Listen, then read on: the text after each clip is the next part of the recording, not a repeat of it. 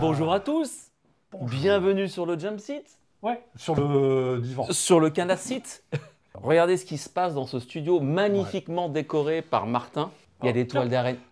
Attention, c'est quoi? Ah, mais il y a une... Ah, bah, il y a... J'étais sûr qu'il allait préparer des surprises. Tu sais que j'ai horreur des araignées, que je peux m'enfuir en courant. Fais voir, qu'est-ce que c'est ça, là? Oh! Mais tu...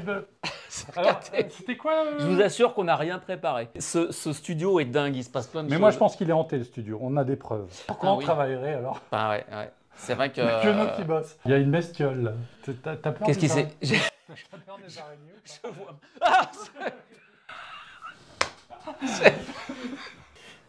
Ah, Il va nous excellent. piéger. Ouais, j'ai l'impression. Bon, je regarde s'il n'y a pas d'autres choses cachées, mais regarde, il y en a plein là. Oh là là. C'est hanté. Les araignées sont dans un coin, méfiez-vous. Effectivement, j'ai l'impression que sur le chat, ils voient les araignées avant nous. Donc prévenez-nous si vous voyez des choses bouger derrière nous, parce qu'on ne pourra peut-être pas tout voir. Non, on a un peu le trac quand même. Hein. Bon, allez, c'est une émission, on va parler de quoi? De fantômes. Ah, ça tombe bien, j'ai écrit un livre sur les fantômes au Vietnam. Il y a de plus en plus de monde qui se connecte. Ah bah tant mieux. Et puis... Ah, c'est répugnant.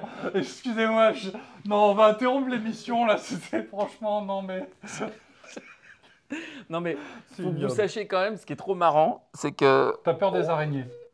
En vrai, oui. J'aime pas trop, moi, tout ce qui est araignées, serpents. Des trucs avec des pattes, tout Par ça. contre, faut pas les tuer, par contre. On dirait des Et il vrais. fait pas semblant. Non, mais sérieusement, ouais, voilà, non, mais anecdote, peur. Ouais, Fantôme en avion. fantôme. Parce que oui, des passagers, et on en a les preuves, les témoignages de passagers qui voient des fantômes en avion. Et c'est même arrivé récemment. Mais en fait, l'émission, ça va être comme ça. Hein. Bon, on va alterner entre des histoires plus ou moins connues. On va alterner avec des choses qu'on a trouvées sur Internet. Aujourd'hui, d'endroits on aussi, ne parle de lieux. d'aviation que pour deux choses, les crashs et les histoires d'environnement. Ça va être un La peu semaine glauque. dernière, ils ont eu l'environnement, on va s'occuper des crashs. Exactement. Voilà. Allez, on va vous parler un peu d'aviation.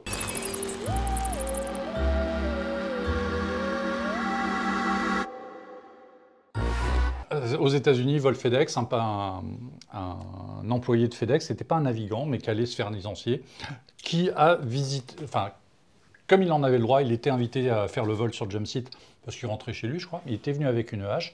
Effectivement, il a attaqué l'équipage en vol parce qu'il voulait crasher l'avion sur les entrepôts de FedEx, il me semble. Et les deux pilotes se sont débattus, l'ont combattu. Il y a eu un vrai pugilat dans le cockpit. Beaucoup de sang, effectivement. Et ils ont fini par le maîtriser. Ils se sont posés avec l'avion.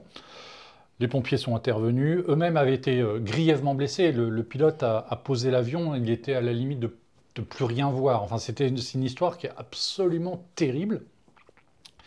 Le passager a été emprisonné. Hein. Je pense qu'il a pris une très lourde peine de prison. Il était blessé. Les deux pilotes ont été très grièvement blessés, même s'ils ont ramené l'avion. Je crois qu'ils ont perdu leur médical derrière. Ils n'ont plus jamais volé. Eh ben Halloween, on poursuit.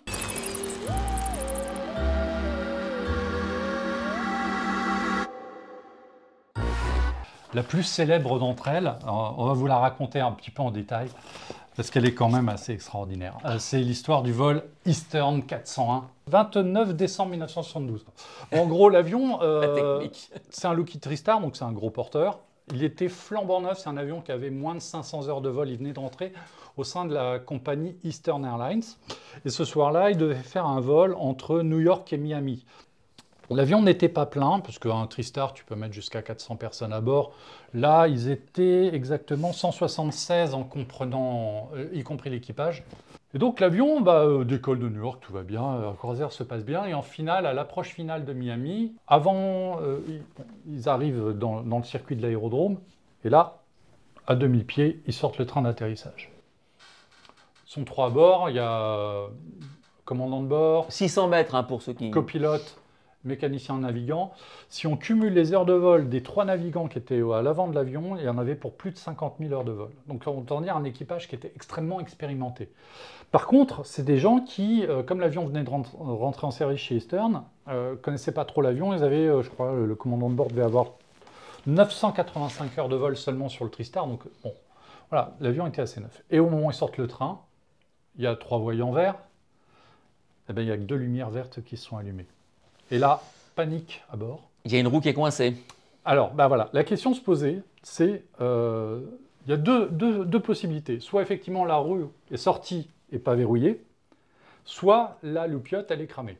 Et là, il se passe un phénomène de tunnelisation au sein de l'équipage, c'est-à-dire que tous les trois se focalisent sur ce problème de loupiote. D'ampoule, quoi. Ah ouais, ils Voilà. envoient le mécanicien dans la soute pour vérifier que tous les câblages électriques sont bons, vérifier visuellement si le train est sorti. Alors tout ça se passe de nuit parce que l'approche se fait tard le soir. Et ils viennent de survoler Miami, donc ils sont au-dessus des... Enfin, je crois que c'est déjà les Everglades. Donc il n'y a aucune référence visuelle et aucune lumière. Ils sont dans le noir total.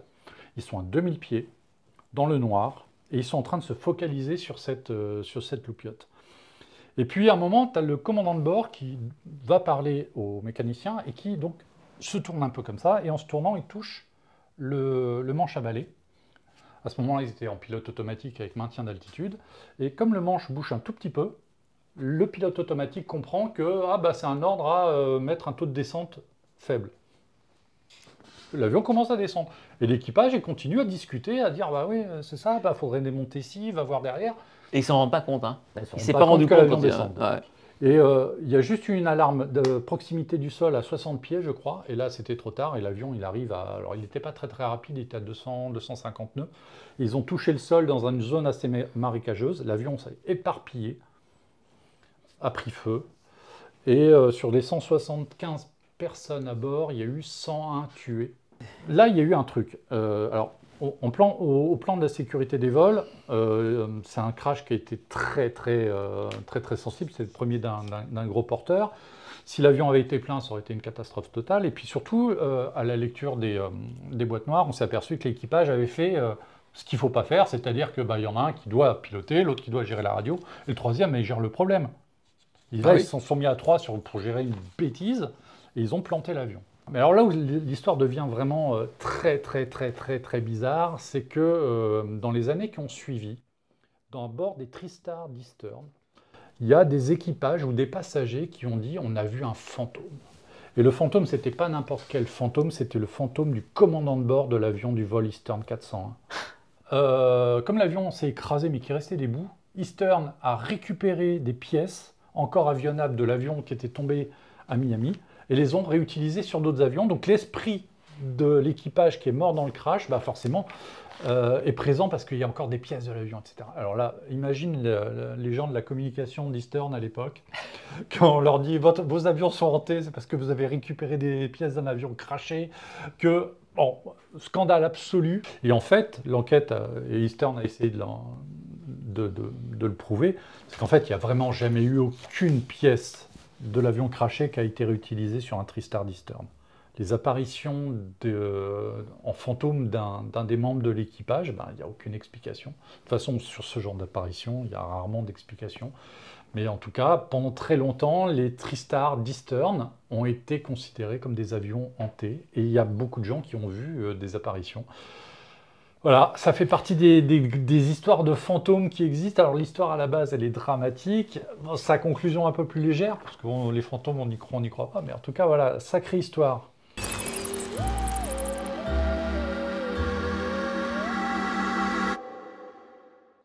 Dis-moi... Une petite histoire là? Ouais, t'avais une petite histoire de Floride, des Bermudes, non on parlera du triangle des Bermudes après, mais... Vas-y. Alors ça se passe dans le comté d'Orange, un petit peu au sud de Los Angeles, sur l'aérodrome qui s'appelle à l'époque the Orange County Airport et qui s'appelle aujourd'hui le John Wayne Airport. C'est 20 ou 30 km au sud de Los Angeles. Et c'est un aéroport qui a un trafic qui est assez dingue parce que je crois qu'ils ont plus de passagers par an que l'aéroport de Bordeaux, par exemple. Ah oui. C'est quand même un aéroport régional, mais sur lequel il y a quand même un gros trafic.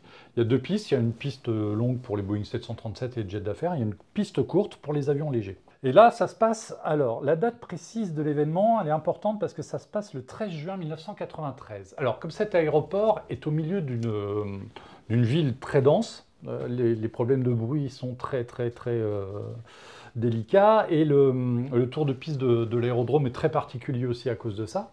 Il y a un couvre-feu comme à Orly, et il y a des avions les avions les plus bruyants n'ont pas le droit de décoller avant 9 h le matin. C'est vrai, Orly, ouais.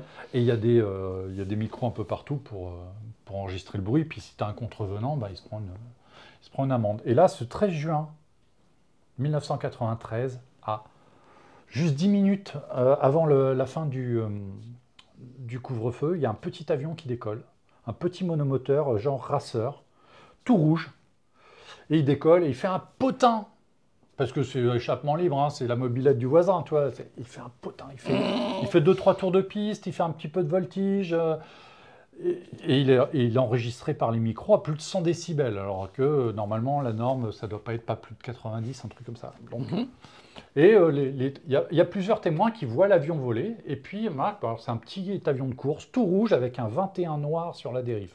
Donc un avion très reconnaissable.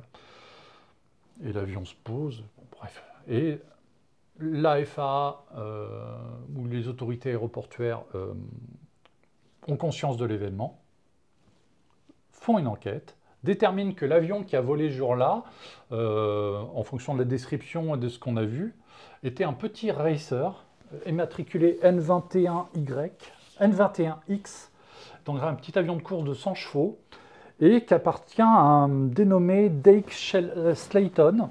Et donc, cet astronaute avait pour se détendre un petit avion de course, qui était justement le N21X.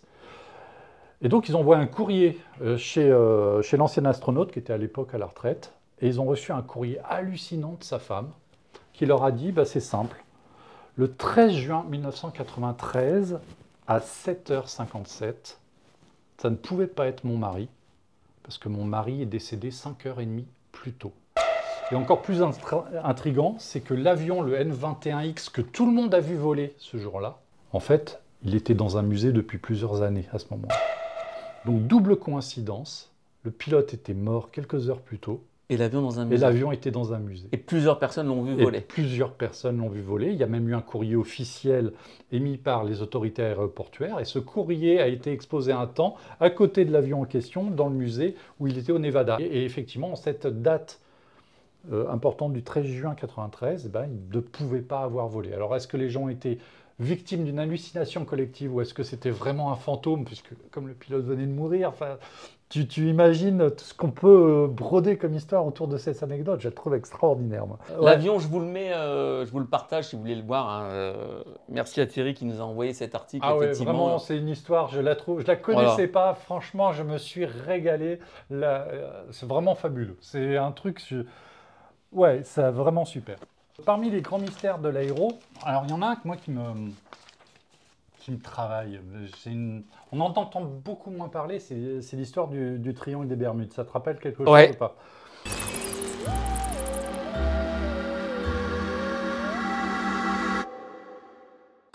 Alors moi je me souviens quand j'étais gamin, il y a très très longtemps, ils n'étaient pas nés les deux.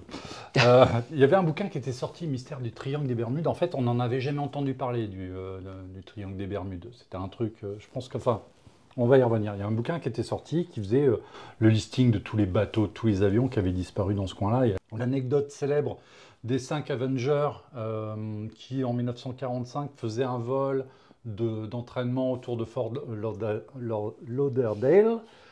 Je vais y arriver. Pas très loin de Miami, c'est plus facile à dire. Ouais. Et qui ont totalement disparu avec tous leurs équipages après un message radio mystérieux. On ne voit rien. Un Avenger, on nous demande sur le chat, c'est quoi? L'Avenger, c'est un gros monomoteur torpilleur de la Seconde Guerre mondiale qui a été utilisé notamment pendant la guerre du Pacifique. Et ces gros avions qui étaient encore utilisés après-guerre. Et c'était un vol d'entraînement pour cette unité. Ils sont partis à 5. Ils devaient faire une mission sur l'Atlantique. Et ils ont totalement disparu après un message radio qui disait « on voit rien, on est dans le brouillard ». Il y a le radio compas qui indique n'importe quoi. Et on n'a jamais rien retrouvé de ces 5 avions, ni de leur équipage. Il y avait 2 à 3 hommes par avion, donc ça fait plus d'une dizaine de morts. Ces avions-là ont disparu, et le petit détail tragique, c'est qu'il y a un hydravion, un mariner qui a été envoyé, un hydravion de sauvetage qui a été envoyé pour essayer de les retrouver, et lui aussi a disparu.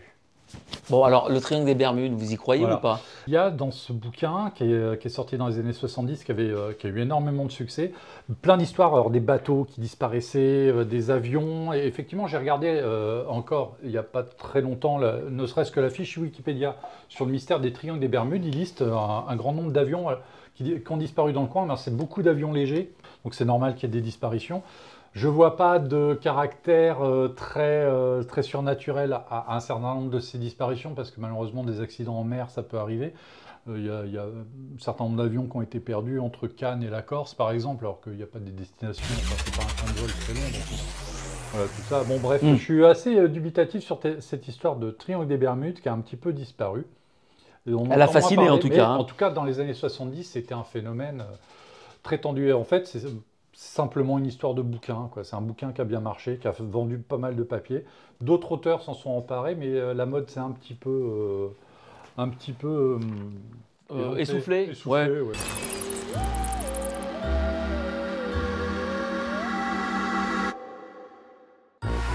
Mais parmi les histoires qu'on fait quand même, de mythes comme ça, il y a les ovnis aussi.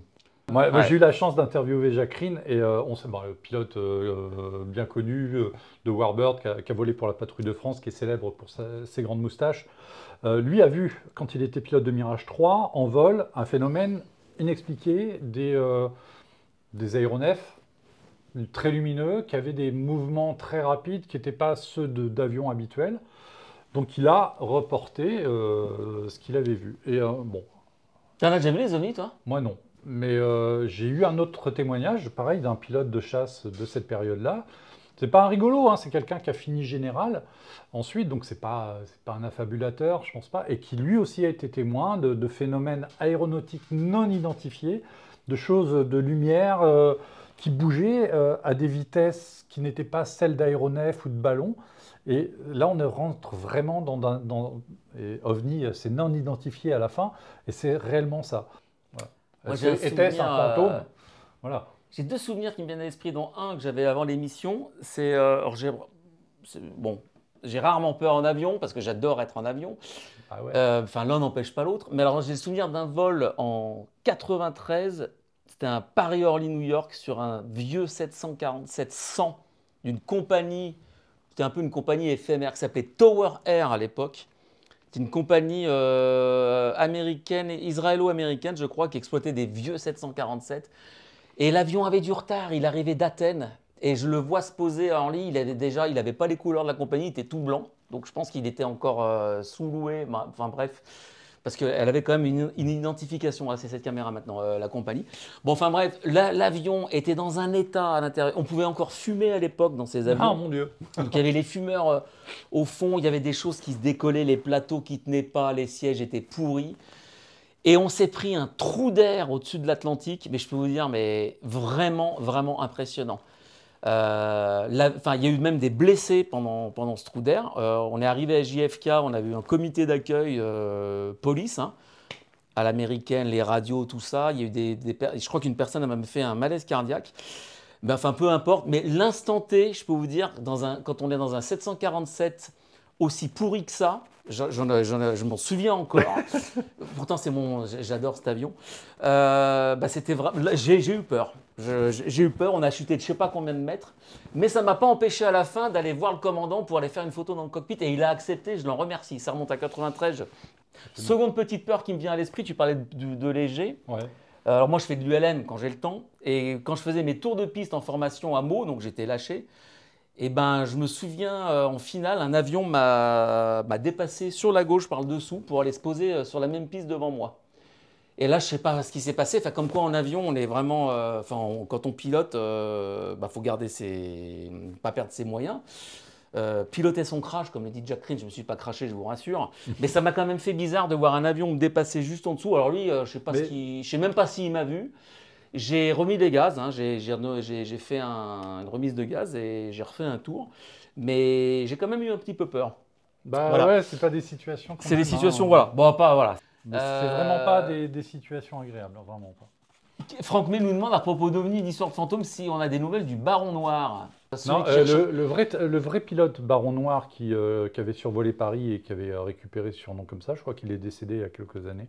Jingle, pensez à nous suivre sur Twitch, Sur YouTube, TikTok, Twitter, Instagram. Ça nous ça nous intéresse. soutient Ah, ça nous soutient. Oh là là, c'est bien. énormément. À Alors, propos de justement, crypte, en histoire grand public, avant Ah de ouais, montrer celle-là, elle est l'article, belle aussi. avant de montrer l'article, quel est selon vous l'endroit le plus hanté au monde, enfin voilà, selon, voilà, en lien avec l'aviation? Et c'est grand public, hein. C'est une destination assez prisée pour les vacances. C'est très très loin, c'est en Asie. C'est un aéroport. C'est l'aéroport de je veux dire Bangkok. que l'aéroport de Bangkok est hanté. Ouais, il s'appelle Suvarnabhumi, l'aéroport. Cet aéroport a ouvert ses portes en 2006. Il est un petit peu à l'écart de la ville, hein, effectivement, c'est le nouvel aéroport. Il a été construit sur un ancien cimetière, sur des anciens marais, qui s'appelait le marais, pardon, c'est là. Le marais du Cobra. Pendant la construction, beaucoup d'ouvriers ont signalé des incidents étranges. Une personne a affirmé qu'elle pouvait entendre de la musique classique thaïlandaise. Lors de l'ouverture officielle de l'aéroport, les autorités ont fait venir 99 moines bouddhistes pour apaiser les esprits malveillants. Si ça se trouve, Voilà. avec 100 c'était bon, mais à 99 ça n'a pas marché. Ils ont carrément fait une cérémonie d'exorcisme. Mais quand même, un aéroport hanté. En tout Le cas, problème, voilà. c'est qu'il est hanté, mais il n'y a pas d'avion fantôme, c'est dommage. À prendre plus ou moins au sérieux. En tout cas, moi, quand j'ai vu cette histoire, je l'ai googlé et j'ai vu beaucoup d'autres histoires, enfin d'articles, même sur YouTube, en lien avec cet aéroport pour le même sujet. On laisse le mystère entier. L'aéroport de Bangkok est certainement et possiblement hanté. Eh ben, il faudra y aller, vérifier tout ça. On a d'autres histoires? Oh, il y en aurait d'autres. Des histoires de Il fantômes. est quelle heure? Oh oui. On a trouvé des histoires aussi des confrères de la presse américaine assez incroyables. Il y en a certaines qu'on ne connaissait pas.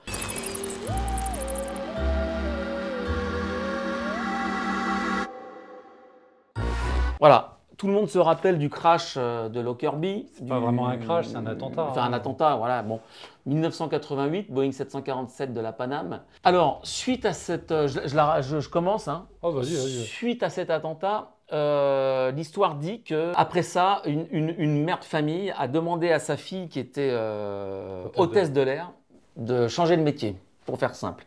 Elle l'a fait. Elle a travaillé après dans le secrétariat ou directrice administrative, j'en sais rien. Puis elle est partie aux États-Unis travailler. Et elle avait trouvé un job. Son bureau se situait Ah bah, dis-le-nous. dans le World Trade Center.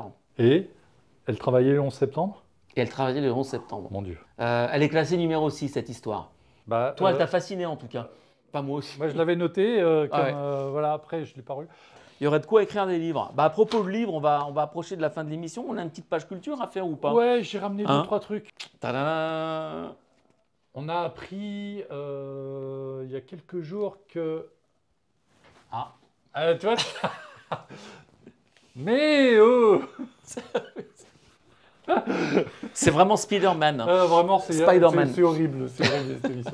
En fait, Steven Spielberg et Tom Hanks se sont associés pour faire des séries sur la Seconde Guerre mondiale à la suite du succès du Soldat Ryan. Ça avait donné Band of Brothers sur le conflit sur Normandie et la libération de l'Europe. Il y a eu une deuxième série qui s'est appelée Band of Brothers The Pacific, donc sur le front Pacifique. Et là, depuis une dizaine d'années, on savait qu'ils travaillaient sur une série dans le même esprit, sur les pilotes de bombardiers de la 8e Air Force pendant la Seconde Guerre mondiale. Ouais. La série va être diffusée, je crois, l'année prochaine sur Apple TV. Et Oui. Vu le niveau des deux séries précédentes, on l'attend avec beaucoup d'impatience. Je ne sais pas si tu l'as vu, The Pacific ou Band of Brothers. Moi, je les ai regardés à plusieurs reprises. C'est une série exceptionnelle. Non, j'ai pas vu. Franchement, en termes de réalisation, de jeu d'acteur, de reconstitution, d'intensité dramatique et de fond historique, c'est vraiment extraordinaire. Et donc, la série qui va sortir, elle est inspirée de ce livre qui s'appelle Les Maîtres de l'air et qui est une compilation, enfin un récit historique d'aventures qui ont été vécues par les équipages de B-17. Voilà, donc le livre existe en français, il a été publié et traduit chez Michel Lafon, c'est un bouquin qui est paru en 2015. Si vous êtes intéressé aux deux premières séries, vous avez peut-être eu l'envie de vous plonger dans ce qui a servi de source à ces deux séries, qui étaient des récits de combattants de l'époque. Et l'utilisation de ces récits dans le cadre de la série avait été franchement très intéressant, ça avait été très bien utilisé. J'avais lu les deux récits qui étaient à la base de The Pacific, et franchement, on retrouvait bien la série dedans, et tous les enjeux de ces histoires qui étaient vraiment terribles.